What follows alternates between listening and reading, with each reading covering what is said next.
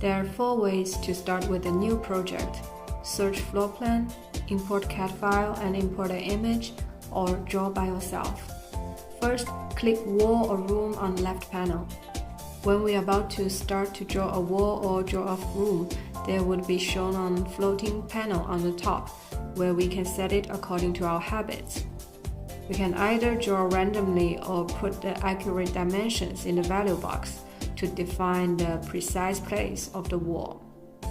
Some parameters such as the wall length, height, and thickness can also be modified on the right panel. We can set the properties of a wall as load-bearing, non-load-bearing, or dwarf.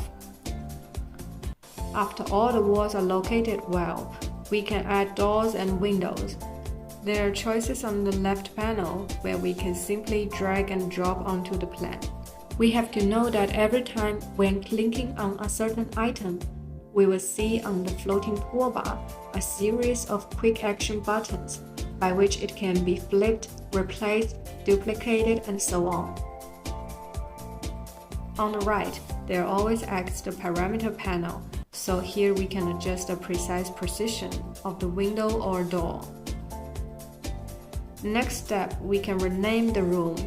There are dozens of default room names, commonly known as living room, dining room, kitchen, balcony, and so on. If you don't find the right one, then you can choose to customize and input the name of the room by yourself. When the floor plan is finished, we can switch to 3D view to check more details now, and then try to decorate with finishes and furniture from our massive model libraries. So that is basically how we start to create a floor plan in Coolhome. If you want to explore more on how to use Coolhome to realize your great design works or splendid renderings, please subscribe to our channel to learn more. Thank you and see you next time.